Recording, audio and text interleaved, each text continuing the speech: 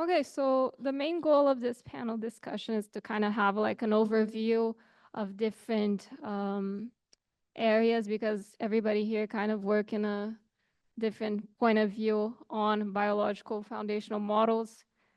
So the first question that I wanted to ask was mainly because in high dimensional biological data sets, we can contain correlations unrelated to causal mechanisms. That is very common. So how to ensure whether a model has learned a biological mechanism, or if it's rather exploring some sort of statistical shortcut, or meaning, for example, like the specific database or anything related to that. So, Jenna, would you like to start?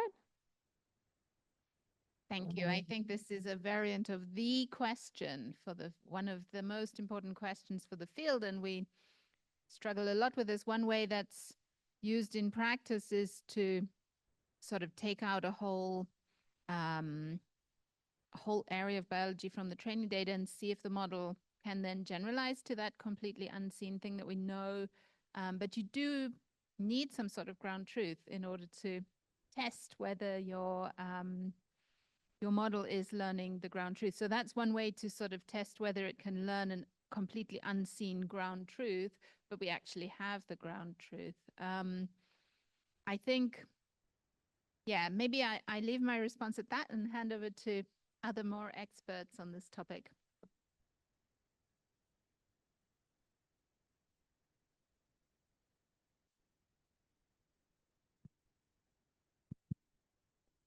That is very, very, very, very hard. Essentially, through causal mechanism, you can only get after you generate a hypothesis, and then you go into the lab and you test it out, and you dissect with multiple different experiments from multiple different angles to really pinpoint that it is the thing that you think is happening. The real revolution that I think is already happening in terms of causal understanding biology, driven by AI, is that it's making the iterative analysis much easier, much faster. Instead of you having to copy paste and Google your favorite genes and read the papers, you can get the summaries. And you can go back to the data. And I think that very soon, most of the things that a bioinformatician would do, the biologists will be able to do on their own, and this will cut the iteration time from like a week and email exchanges to a few minutes while the model runs the analysis. And so for the domain expert, that is tremendously powerful. But I haven't seen yet many very solid cases of a model coming up with a proposal for a mechanism and then that being experimentally validated. Also because that kind of experimental validation takes time, and these things are so new. I can give my perspective on it. It's pretty different, I guess, because when I think about causality, I would think of causal effects that we can learn from healthcare data. So what really impact, what intervention indeed do have an effect, and that's so grounding in clinical trial designs. And in that purpose, I would say I mean, there is already a big background in statistics. There is great approach in machine learning, but what we need, I would say, is data. And in healthcare data, we have a lot of data for sick people who usually agree to share their data and to be studied, but we miss like control. So people who indeed would not have come to the hospital, but are healthy, and would not get the intervention indeed. But we would need them to be very similar to people who came to the hospital and get the intervention, like really to mimic trials. That's something I think I would need. That's why I try all the time to say we need to continue to share our data, even if it's not when we are in need, because it might be useful later. I second what all my previous speakers said. I think the dataset curation is extremely important, and how we probe the models and probe the predictions, and we basically have to make assumptions about how they could go wrong, what correlations they could pick up on, and then probe that specifically to make sure that it's not happening. Maybe more specifically on the kinds of data that I work on, what we observe a lot in our training data sets is that there's some kind of spurious overfitting, where you have very similar proteins in your data set. They don't look exactly the same, so like your split might not catch them. But actually the binding site that you care about looks exactly the same. And then you can overfit, you can make a nice prediction. But once you actually introduce a point mutant in your test set, your predictive performance will degrade entirely, because the model actually just overfitted on the specific pocket structure. And yeah, we just need to get better at our dataset curation to avoid these things in the first place in the training sets. Great. So if I understand correctly, then external data sources would help to validate these biological hypotheses. It's a really difficult task. What was, how, I could struggle to summarize what you said in 1 or 2 words. What is the one sentence summary of what you replied? Sorry. I was just saying, like, we need more control data. Yeah, fine, and perfect. And you said that it is difficult to really split the data cleanly, and that there's a lot of leakage in this domain. And we prepared a related question to this first one, which was how does one ensure that the representations that we learn go beyond statistical compression? And I want to rephrase this now, because you presented different ways in which one could verify that biological mechanisms are captured by our models, and in this related question, possibly by the learned representations. But in your vision of the tasks you have and of where the field should go, do you believe that it is desirable for our models to explicitly capture known biological rules that are human interpretable? Or do you think it is unnecessary to aim to capture rules that we already know, or rules that we can easily understand and parse? Or do we even want to build models to capture these kind of things? Or should we try to not constrain the models according to our beliefs of what the model should learn, and rather let it optimize the scores we train them for? I think this is a question people have very strong opinions on.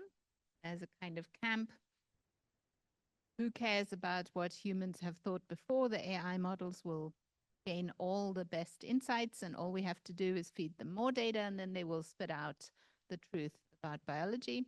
And then there's a camp which is like, we must have interpretability, otherwise we cannot do anything with these models. We can't trust them, we can't validate their outputs, and so on. I'm a member of the second camp. I think that but I think there's some truth in both perspectives, and maybe the final answer is a bit in the middle, because on the one hand, we have seen really breakthrough and powerful performance from models which had access to that amount of data, really learning in a self-supervised way very important patterns that we didn't know about before, and that it then took some time to sort of apply the human interpretation to.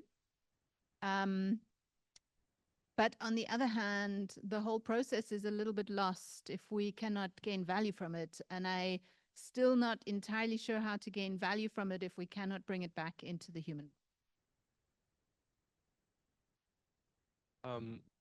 Yeah, I completely agree with that. I guess my answer to this question has 2 parts. The first one is, I think it just gives us a lot more confidence as long as we can understand what the models predict, and maybe rediscover some known facts about biology, as long as we're not sure in general that we have enough data, that the architectures are powerful enough, that the black box is actually working, right? As long as that's the case, I think it just gives us more confidence if we either constrain it explicitly, or at least try to find the patterns that we already know. And the second part is, if we're completely honest, at least to my understanding, a lot of the facts that we know about biology are also more or less heuristics, or like at least empirically derived. Not everything is like first principle based anyway. So potentially we might rediscover some rules or refine the statistical empirical rules that we know using some of these powerful statistical compressors in the future. So I think that's also a potential way forward. And ultimately, biology is probably too complex to start modeling everything from quantum dynamics and then go all the way to a whole organism anyway.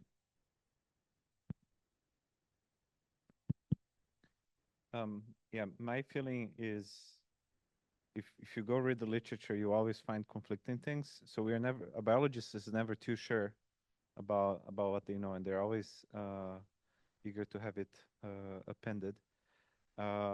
If the models are able to provide some kind of suggestion of what might be going on that can then be validated, that is fantastic. But you know, if the model does not offer any understanding, it's a tool if the predictions are very good. But if you want to do science, right, tools are useful, but they are not the whole story, right? Microscope is useful, but it's a tool to get to an end. If you just care about doing the engineering, then just having the tool is fine. But if you want to do really science and figure out how things work and why they work, then you need understanding. Yeah, I'm not sure I can add much more, but I would say two camps indeed might bring good things because I mean there is many drugs we don't know the mechanism of action. We just know they are working because of causal analysis basically, but we are still trying to understand deeply the function. But and in some case like mechanisms approach makes the discovery. So yeah, let's take both ways if they can bring good things, I would say. So somewhat unsurprisingly, this panel of scientists wants to understand and interpret. Do we hand off to the audience for an intermediate question, or do you want to ping pong the next one? Next one? Okay. Well, thinking about this evaluation setting in which you were mentioning, so this evaluation and validation is actually a challenging scenario still. But I understand that, for example, to have the correct evaluation, we need the wet lab experiments to do each and every little part to be sure that the output is the exact thing that is being described. But in the era, let's say, of these massive models generating also massive quantity of data, how do you see the evaluation of this other than mainstream metrics, token level metrics, and associated calculations?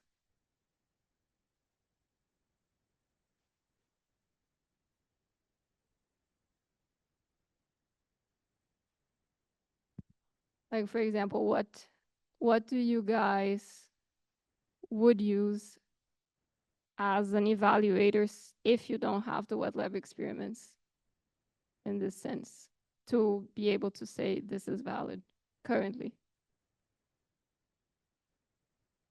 Maybe I can give a quick answer to this. I don't think I have a very fundamental insight here, but I guess that's when the domain knowledge really becomes important, and that we're not like as computer scientists working in an isolated fashion, but really communicate with the people that know something about the problem, because maybe they already throughout the last centuries discovered some heuristics, some metrics that they trust that are not necessarily but like experiments, because they've always been time consuming and expensive, and as long as you can avoid them, I guess you would avoid it. And their domain expertise is just really important, and cross-domain interactions between scientists.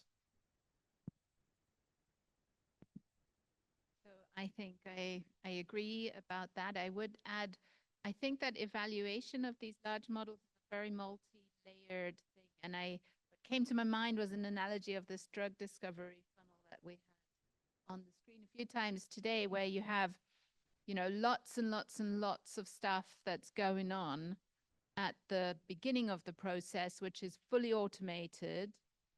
not exactly analogous to the drug discovery pipeline, but let's say in the model training, you're working with benchmarks as part of the training process and all the data sets that you're sort of building the model to be tuned towards, to learn from, and you have numbers and evaluations going on at that whole time, but they're not wet lab evaluations, right? There's some data sets which you think are important enough to include in the training data.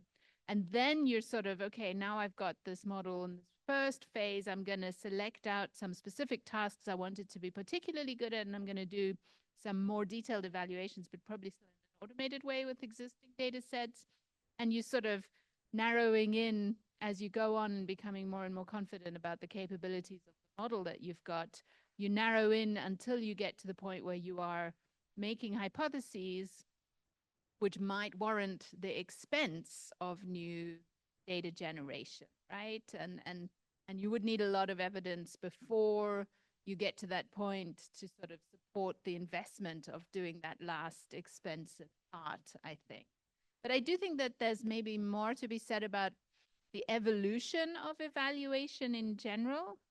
Like for these models, the whole benchmark concept has many flaws. I mean, certainly for language models, we know that all the benchmarks are simply part of the training data as well. So the whole concept of evaluation is shifting, right? We're doing overfitting by design. And the idea of endlessly generating new data in order to evaluate the performance of models in a fair way with data that they haven't seen is hugely time consuming and not really feasible at the scale that it would be sort of needed at. So there's certain structural problems there in the pipeline which we can't sort of overcome. And on the other hand, many, many more papers are being published which are using language models to evaluate the output of language models, right? Like the snake is busy eating its own tail, which is fascinating. And I mean, everybody has to do that because that's scaling, right? You sort of, okay, I need a way to evaluate all of these different things, and this is the only way that's feasible and fast. But we're baking certain sorts of biases and structural problems in. And I think we need a whole, I don't have an answer to this problem. I just wanted to raise some other problems which were related to evaluation at the same time. So now I'll let someone else provide the solution to everything. No, I'm just kidding. So I very agree and about the evaluation of LLM with LLM, for instance. So, but here I can just advocate at least a bit of human evaluation, even to see if there is an alignment between like a very large LLM that is known to work exceptionally well and a couple of experts, even on a few examples, that I think a very good practice to generalize. And yes, and in many cases, take the time not to dive in the code and experiments, but take the time to meet with experts, get several experts, get a conflicting argument, and take the time to do that as well, I think is very valuable. I would say that from the point of view of basic biology research, biology is definitely not standardized, and biologists really don't think in terms of metrics. And the success of AlphaFold really is kind of the exception that proves the rule.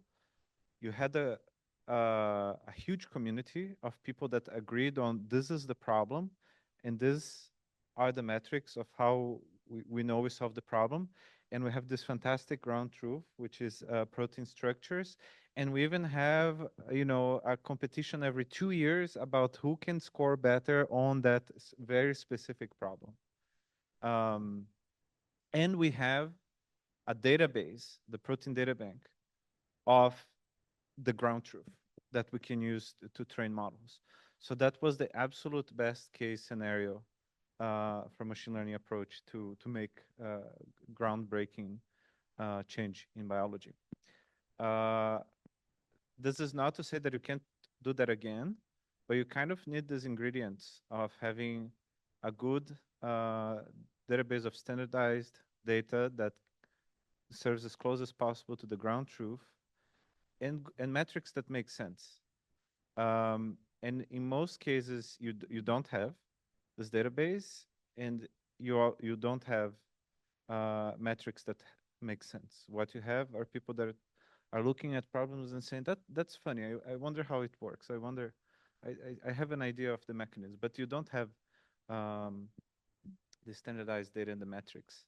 And something that really concerns me, you know, with the machine learning way of thinking, being at the AI university now with a computational biology department, is our obsession with metrics, and we lose the meaning. What does it mean that something is 83 and not 82.5? Because many of these metrics are just proxies, and we go with them because someone did it, and then we lose sight of what they were meant to capture, and then we never go back to checking, does the metric even make sense? We end up hyper optimizing on a metric that didn't make sense to begin with because there's no way to measure how much sense something makes. You have to use your common sense. And so I think a lot of biology will not be able to surrender to this approach. I think a lot we will, but we need to spend more time thinking about what is the meaning of things.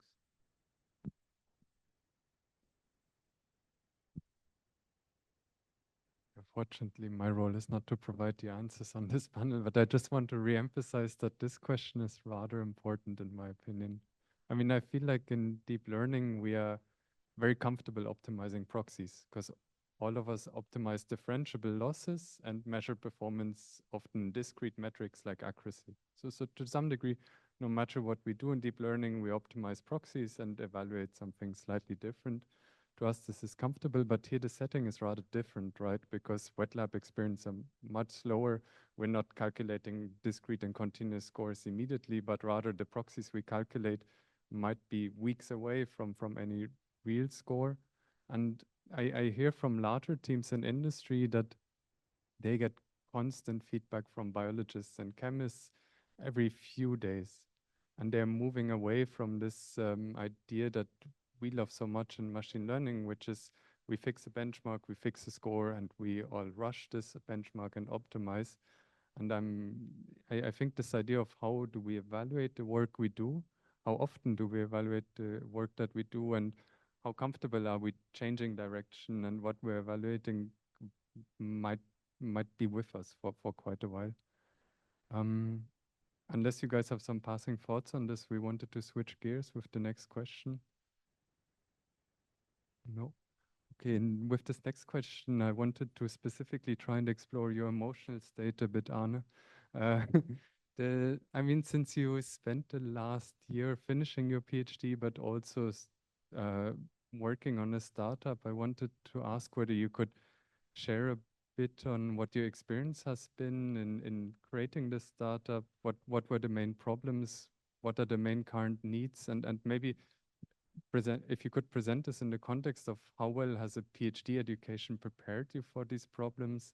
Do you think, are you frustrated by the way in which academia has prepared you for this transition to industry, or do you think academia has played a fair role, and it was not somehow our task at universities to attempt to teach you the things that you may need now, or like I'm just wondering how congruent are the worlds to someone who's right at the transition, and what are your expectations? And maybe afterwards the other panelists could react to. Yeah, this could become a very long answer, but trying to keep it short. So to some extent, of course, it's a bit of a disillusionment because basically now we talk a lot to investors and people that actually care mostly about commercializing something rather than how well you perform. Actually, in that sense, it also ties back to the previous question. Like all these metrics that we're so obsessed with and getting to the truth, they don't really matter in the conversations we have right now. It's more like, what is the immediate commercial value of something? It doesn't have to be better than everything else out there if you just like put in a nice package that people like, and that people would pay money for. So this way of thinking, you really need to make a switch, and it was disillusioning. You come there with all your scientific slides, you have a lot of graphs to back up your claims, and in the end, the people don't even want to see them. They want to see some financial projection that comes out of an Excel sheet that you just made up the day before, basically. It's maybe a bit of a strong statement. It's not exactly like that, but that sort of felt like in the beginning. 2 days before.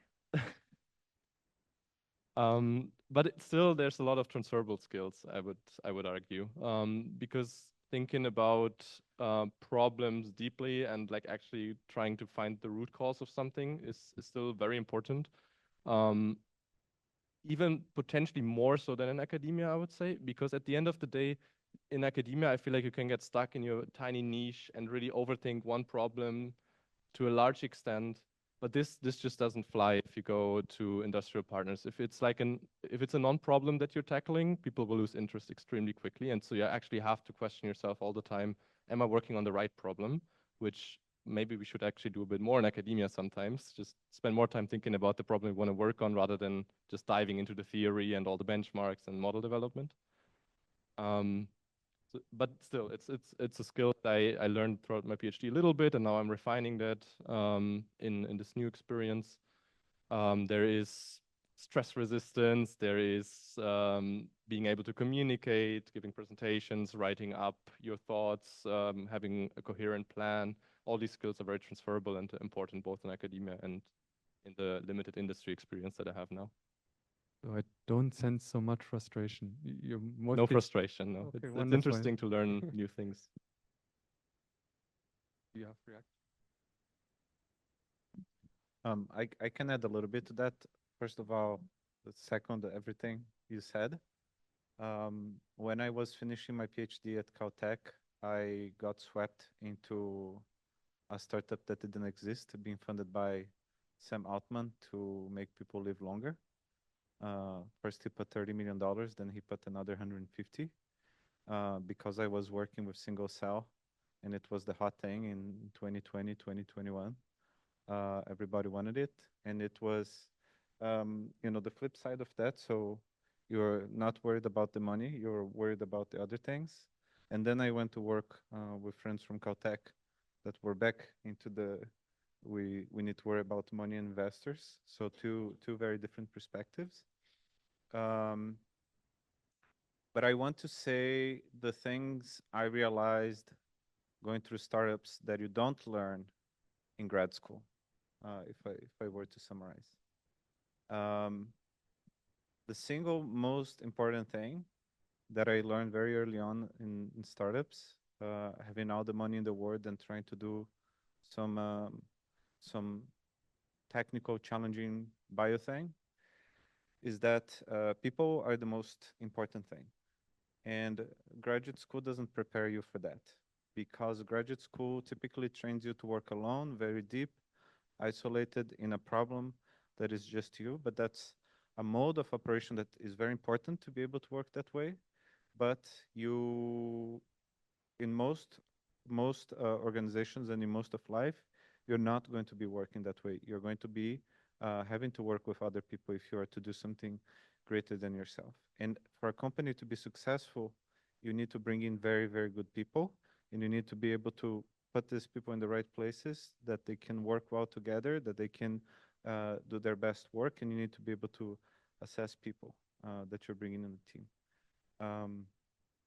So working with people is something that we don't learn in grad school, and we kind of, especially working with non-technical people that are very different from us, being able to communicate, being able to understand what are the things at the high level that the investors actually care about, right? And not the technical details. And all of that can be like very jarring.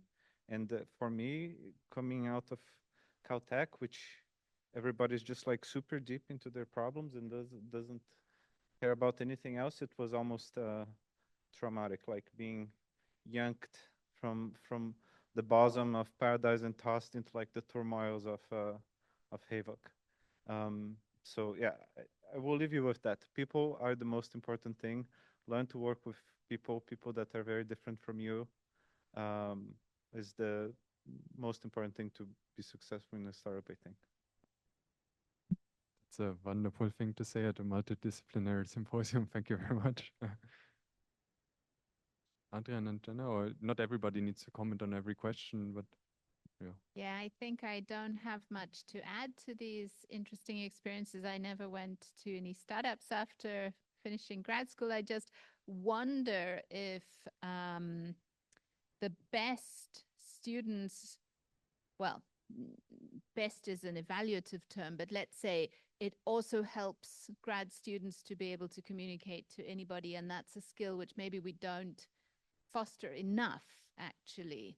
And maybe there are lessons that could come back to higher education about nurturing a broader range of competencies, whether it's so that people can go to startups or to any other pursuit that they would like to pursue afterwards. Actually, making a comment on that, right? Because I left startups to go to a startup university, and now I have the luxury of being the program coordinator for new master's and PhD programs in computational biology. One of the concerns that we have is exactly that. So how do we foster an extremely interdisciplinary, extremely collaborative program where people are able to go deep, work with people that are very different from them, and learn to communicate. So one of our program learning outcomes is teamwork and communication. And I see now the ripples of AI in higher education and with the people I talk about. And there's a lot about practice. There's less of a premium on like you master all the theory, you know all the things, you have all the answers because those are at your fingertips. And there's more of an emphasis on like practice, but can you translate this into the real world? And the real world is people who are different from you. So can you communicate with people? Can you work with different people? And can you go deep when you need to, but not all the time?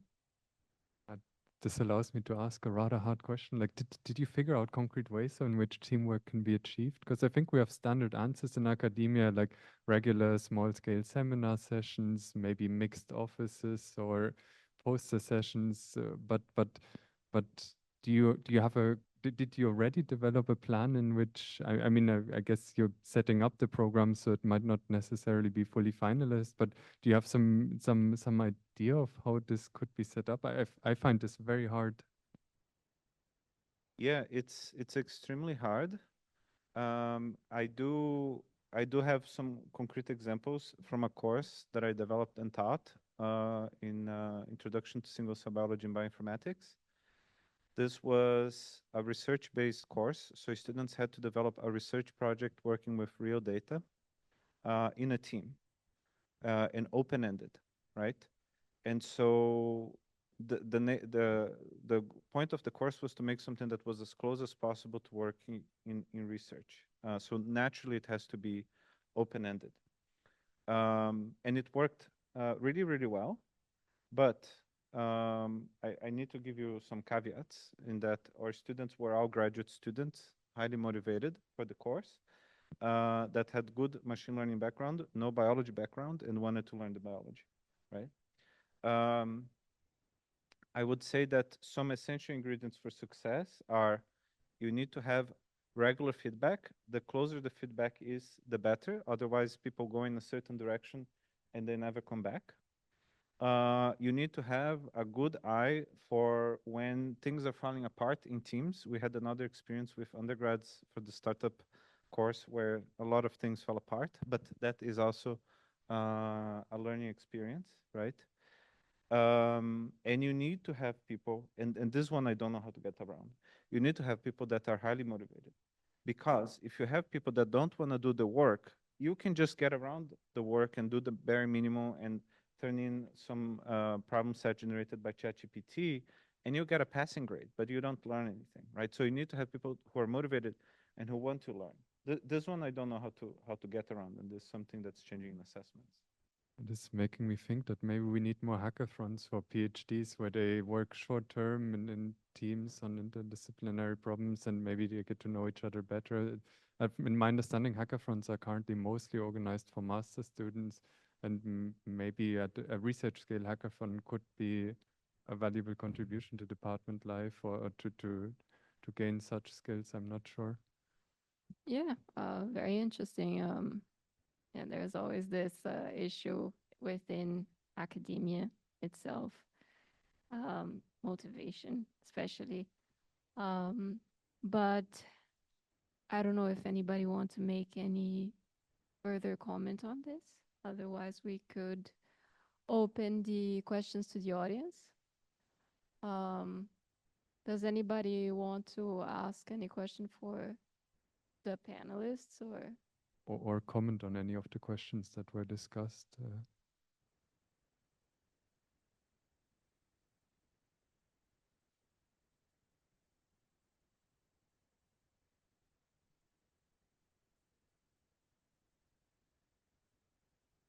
Right. Yeah. Oh, thanks for the interesting topics and discussion. I had one, I don't know, topic for discussion. All the work that we saw today are really focused on, let's say, semantic and structured sequences and not so much on spatial scale. So there was the last talk, it was on imaging, but really radiomics, which is different.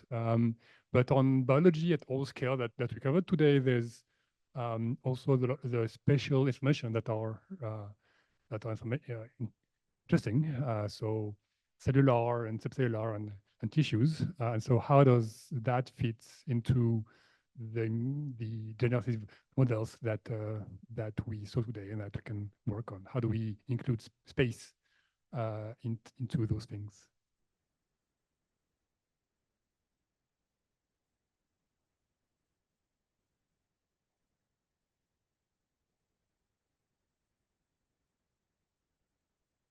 I mean, I'm not entirely sure I understood the question, but spatial transcriptomics is an increasingly important modality of data where you can see gene expression with the X and Y coordinates, not just the counts of molecules in the cell.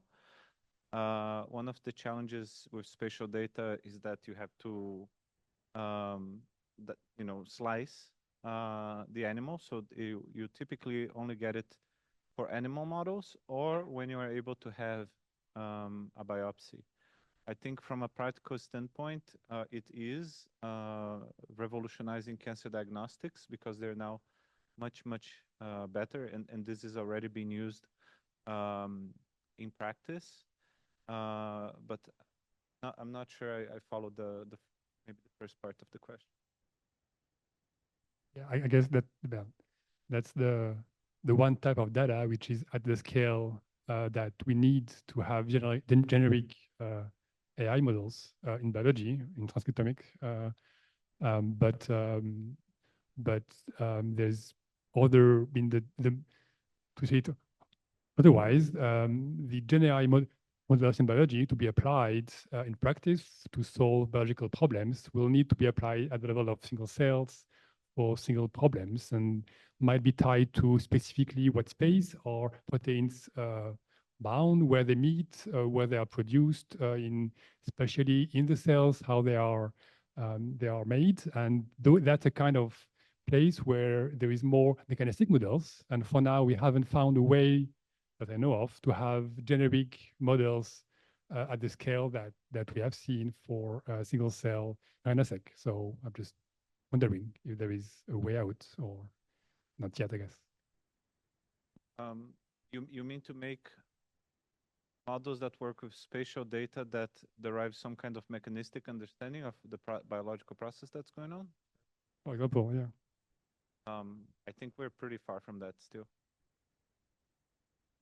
But that's what people want to do with the virtual cell, right? That's the roadmap. But I think we're very far. So I had another. Back to you. Thank you. I think there was a question over there. Or, yeah. First, I'd like to thank the organizers and all the speakers. So as a second year PhD student in probability and statistics, I'm wondering, is there any room for me in AI for biochemistry and health? I'm wondering, do you have any concrete tips for me if I wanted to make the transition from basically doing stats and probabilities to something more related about biochemistry and yes. That's my question. Yes, of course. We love students in statistics, biostatistics.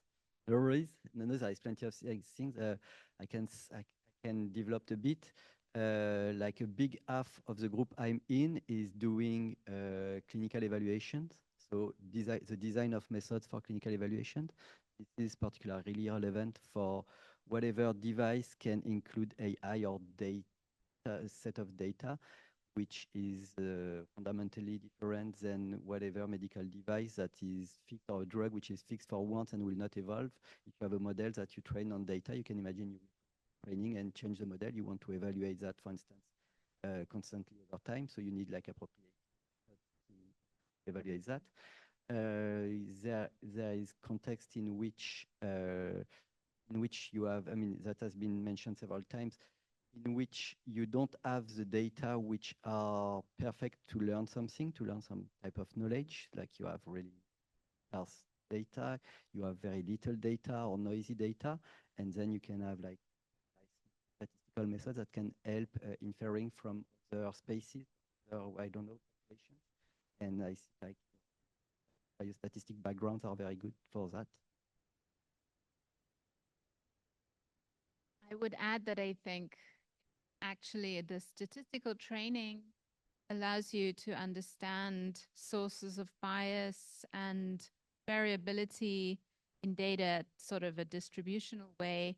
That understanding is very important to debugging and evaluating and contextualizing the operation of machine learning based models, bigger models, and unfortunately often lacking. And then this is something you see almost leading to problems, because larger models might be evaluated based on isolated metrics. We talked about the metrics before, without a sort of deep understanding of the underlying distribution of the problem space and how you might expect the model to behave given certain input data, given the distribution of the bias and variability in that data. So I think I would say it even more strongly. We need statisticians to come and work in this field.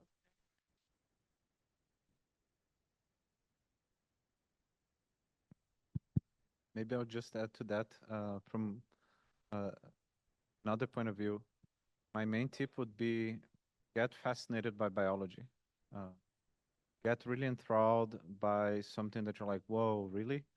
That makes you want to learn more. And then think about it from your quantitative background, right? So there's an incredible book called The Machinery of Life by David Goodsell, which is just like the most amazing illustrations of biology that makes you like, whoa, really? There is the canonical Intro to Molecular Biology textbook, Molecular Biology of the Cell by Alberts. But I would say from a quantitative background, there's another book called Physical Biology of the Cell that was kind of like the Bible of my biophysics undergrad, because my advisor was one of the authors. And basically what they said that they did was they read through the Alberts textbook, and then for each cartoon they were trying to write an equation, right? And now imagine if you go through a book like that, and then for each cartoon, you try to think, what machine learning models can I apply here with the existing data that I have, right? How can we model these with more, with bringing this biological and biophysical understanding, but also with knowing this tremendous amount of data that now we have at our fingertips that we didn't have 20 years. Yeah, if I can add to that, I actually want to give a rather similar answer in a sense, because I also myself switched fields quite drastically. I barely knew what a protein was before I started my PhD. And what I found to be extremely useful is to just try things from your own background, to just whatever your best model of the thing you're working on is, just try it out and show it to someone who actually knows. And then most of the time, at least in the beginning, they will tell you it doesn't make any sense. You haven't considered X, Y, Z. And this is what happened to me so many times. But I learned so much faster than just by, let's say, trying to really go through the textbooks or take classes and stuff, because I just tried, I failed, I got immediate feedback, I knew what was wrong, and it stuck immediately. And then once in a while, actually, your different view will actually make the other person be like, oh, I haven't seen it that way. This is a completely different viewpoint and can actually lead to something interesting as well. And this is the kind of cross-pollination that you get when you talk to people from other fields. And this is really what I would encourage you. Just do this as soon as possible. Just don't be shy. Don't be shy to ask stupid questions. Usually they lead to some interesting, either you learn something or they even lead to some interesting new insight for the other person. That's the worst that can happen. It's very encouraging on a panel to say, don't be shy to ask stupid questions. Do we have any more questions here?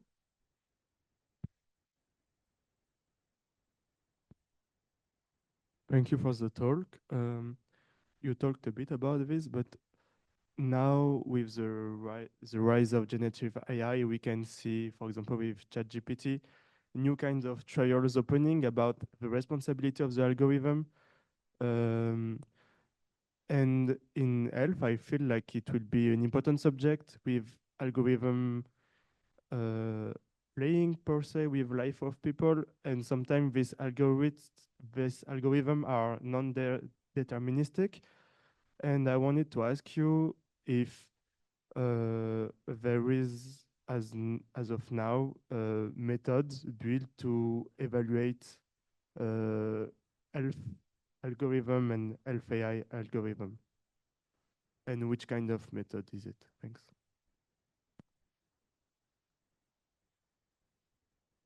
Could you rephrase the question? Or you understood it sufficiently to answer? Yeah, but it was rather general. Is there methods to evaluate large language model decision support approach which use large language model in healthcare? That's a correct rephrasing. Yeah. So there is different dimension of evaluation. So I would say the stronger is a clinical trial. If you have a tool which is LLM, then you select a set of patients with your tool, and another who will have another solution or no solution, and you check the effect at the end. That will be the stronger. That will be the clinical validation of the approach. Now there is many work on the confidence, on the uncertainty of LLMs. Able to see tools tends to be overconfident, what you want to avoid in here. So yes, there is ways to evaluate that. Basically calibration. So that's calibration is one way to get an idea about the confidence of your approach and make sure it's not overconfident. Sorry. So yes. So calibration, I was liking classical tools. Yes. Other complement if many ways to evaluate. Yeah. You prepared a question, Nicholas, didn't you? So I also have a question. I mean, following the evolutions we have seen recently, we have seen today different foundation models at different levels, at the level of molecules, at the level of cells, DNA, RNA, proteins, etc. I mean, during the coffee breaks with some of you, we discussed already, but do you see a need, or is it meaningful that we have some model that understands all these different modalities, starting from the basic, from the molecules, building up to the more complex, up to the organs, for instance? Does it make sense? Or we better stay with the specifics, narrow models that we have now?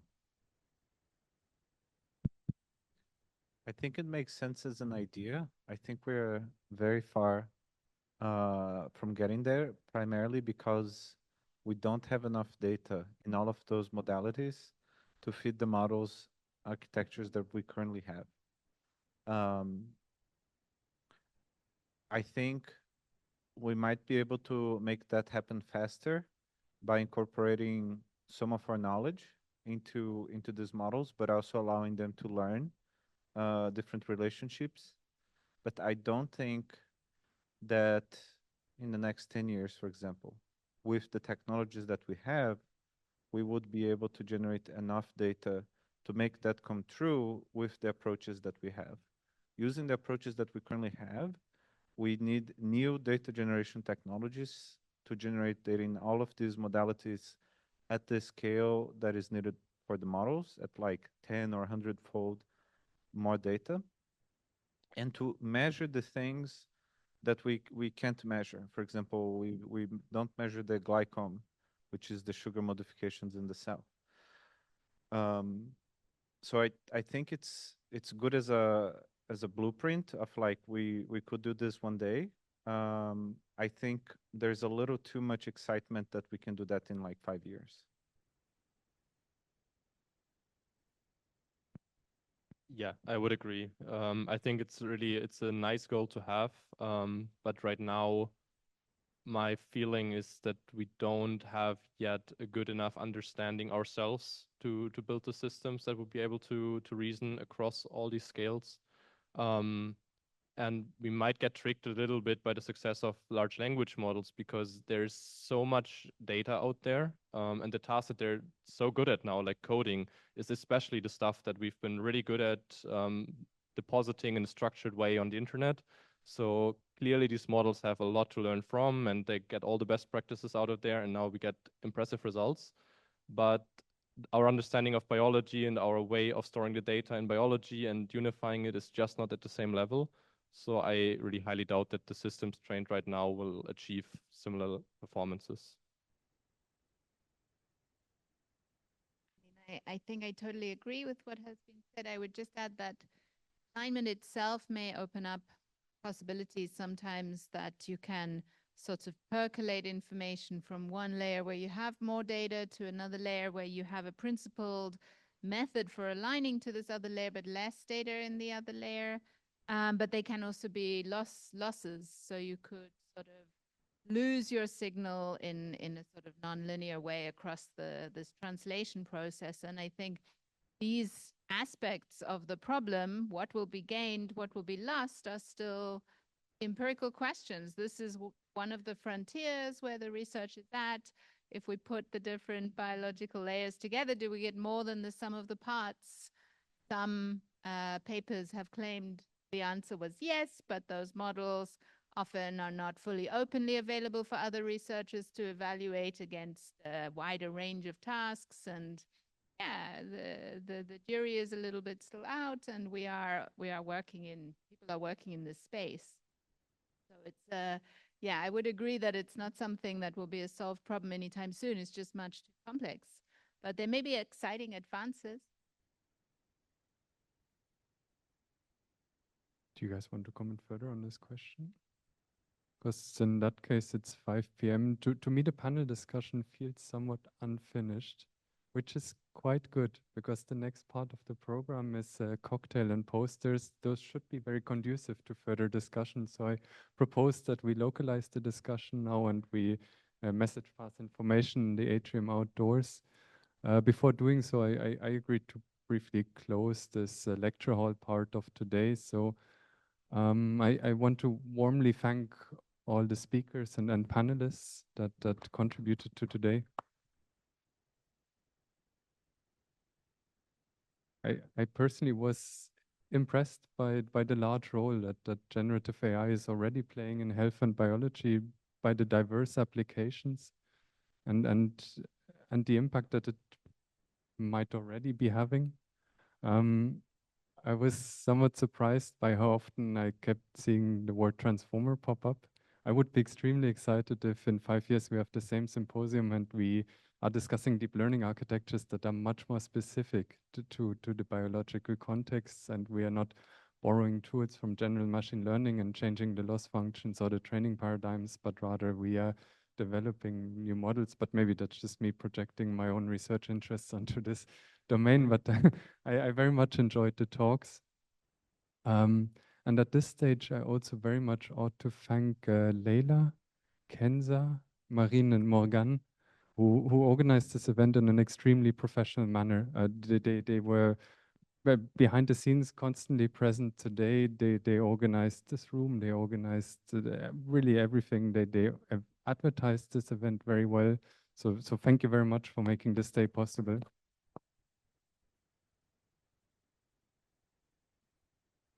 Of course, we also got to thank Mewish, Michalis, and Sarah for the scientific coordination of this day and the organization. Thank you very much. It was very nice working with you.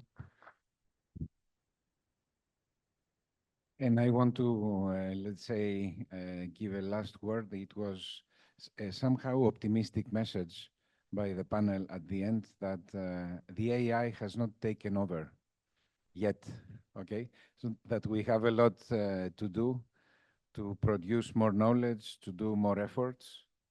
So thank you very much on my side as well.